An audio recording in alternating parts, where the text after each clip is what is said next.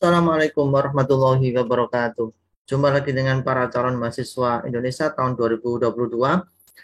Waktu semakin dekat untuk pendaftaran SNMPTN. Pada video kali ini saya akan mengupas tentang nilai rapot minimal ya yang bisa lolos SNMPTN di Universitas Brawijaya tahun 2022. Nah, dari video ini nanti teman-teman akan bisa mengukur kira-kira saya peluang lolosnya berapa persen, dilihat dari rata-rata nilai rapot yang dimiliki oleh masing-masing siswa.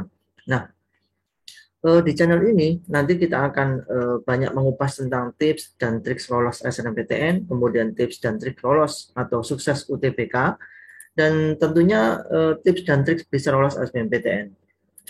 Untuk itu jangan lupa please subscribe dan nyalakan tanda loncengnya. Nah, saya akan mulai tentang bedah nilai rapot SNMPTN itu dari ini ya, bahwasanya SNMPTN itu hanya melihat beberapa mapel saja nilainya, tidak semua mapel di rapot kita yang akan dilihat. Nah, untuk anak-anak SMA IPA dan IPS, maka yang dilihat pertama adalah nilai mata pelajaran matematika. Yang kedua adalah nilai mata pelajaran bahasa Indonesia. Yang ketiga adalah nilai mata pelajaran bahasa Inggris. Dan yang keempat ini sesuai dengan ciri mapel masing-masingnya di jurusan IPA maupun IPS. Untuk anak IPA, maka yang keempat adalah kimia, sedangkan anak IPS yang keempat adalah sosiologi. Untuk yang kelima, anak IPS itu ekonomi, sedangkan anak IPA itu adalah fisika. Dan yang terakhir, anak IPA nanti dilihat nilai biologinya dan IPS itu nilai geografinya. Ini untuk jurusan IPA dan IPS. Sedangkan untuk teman-teman yang dari jurusan bahasa dan SMK, yang dilihat pertama adalah matematika, kemudian nilai bahasa Indonesia, yang ketiga nilai bahasa Inggris, masih sama ya dengan anak IPA dan IPS. Pembedanya di nomor 4 pada jurusan bahasa itu ada sastra Indonesia, sedangkan pada anak-anak SMK itu kompetensi keahlian.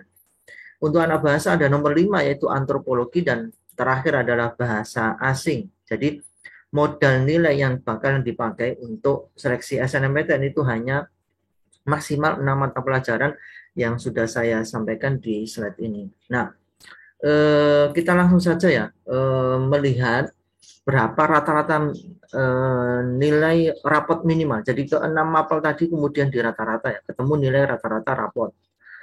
Nah, ini hasil survei ya, bisa berbeda tiap tahun. Ini hasil survei 3 tahun terakhir. Nilai minimal rata-rata rapot yang bisa diterima di Prodi Pendidikan Dokter Universitas Brawijaya adalah minimal 88. Angka ini karena minimal, maka bisa jadi yang daftar di FK Brawijaya itu nilainya jauh di atas 88, bisa 92, bisa mungkin ada anak yang 95. Nah, patokan 88 ini adalah patokan minimal. Yang kedua, pendidikan dokter itu minimalnya 86, farmasi minimal 85, ilmu gizi kesehatan 85, teknik informatika 84. Teknik informatika ini menjadi banyak peminatnya karena sesuai dengan era sekarang ya, era digital, dan Brawijaya menjadi kampus yang sangat kompetitif di teknik informatika. Yang nomor 6 ada ilmu perawatan, nilai minimalnya 84, kemudian kebidanan nilai minimalnya 83, arsitektur Brawijaya nilai minimalnya 83, geofisika 82, dan ilmu dan teknologi pangan 82. Berikutnya kelompok MIPA ya, matematika itu minimal 82, sistem informasi itu 82 juga, banyak peminatnya kemarin, kemudian biotek pangan itu 81, ilmu keperawatan 81, teknik kimia 81 juga. Kemudian ada kelompok teknik ya, teknik komputer itu juga minimal 81, teknik sipil 81 juga.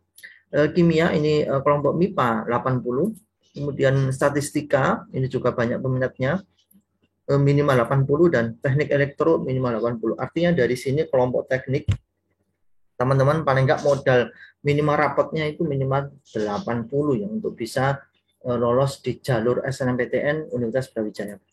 Saya lanjutkan nomor 21, ada teknik industri itu minimal 80 juga, ilmu kelautan minimal 80 juga nilai rapotnya, instrumentasi 79 agak turun ya, karena memang instrumentasi itu biasanya peminatnya anak-anak yang berbasis teknik juga.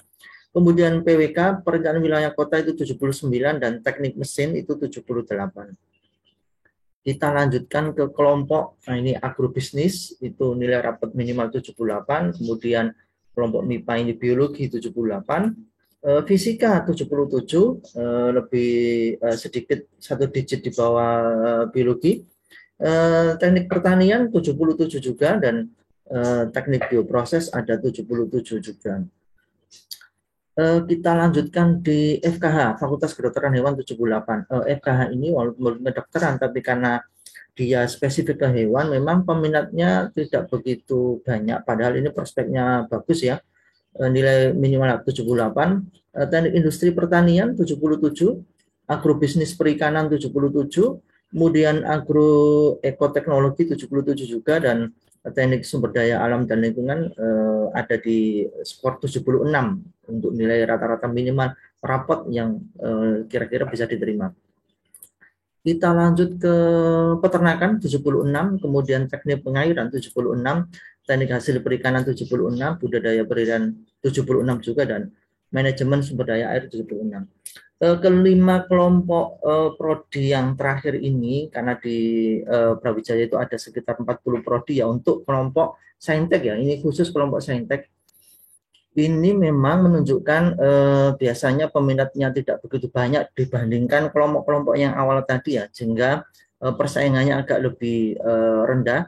Dan ini sebenarnya adalah peluang bagi teman-teman yang sekiranya angka rapotnya itu masih di ada kisaran 76, 80 atau 79, maka teman-teman ini bisa jadi pilihan. Artinya gini, untuk angka amannya kalau boleh saya sarankan, karena misalnya angka minimal 76, maka paling tidak rapot yang dimiliki teman-teman itu 2 digit di atas angka minimal. Jadi kalau ini 76, berarti paling enggak rapotnya teman-teman itu 2 digit, berarti 78. Itu menjadi bagian strategi ya, supaya kita benar-benar bisa memberikan rasa percaya diri. Jadi jangan kemudian pas ngepres 76, tapi paling tidak minimal 2 digit. Syukur-syukur digit kita bisa lebih tinggi dibandingkan angka minimal, sehingga peluangnya akan lebih besar lagi. Nah, mungkin sampai di sini dulu yang bisa saya kupas, dan ini kelompok terakhir ada peternakan 75, teknik pengairan juga 75, teknik hasil perikanan 75, budidaya perairan 75, dan manajemen sumber daya air juga 75. Sampai ketemu di video berikutnya. Dan tetap di channel ini karena kita akan kupas tuntas tentang tips dan trik lolos SNMPTN dan SBMPTN tahun 2022. Jangan ragu untuk klik subscribe dan nyalakan tanda loncengnya. Sampai ketemu di video berikutnya. Tetap semangat, tetap optimis. Wassalamualaikum warahmatullahi wabarakatuh.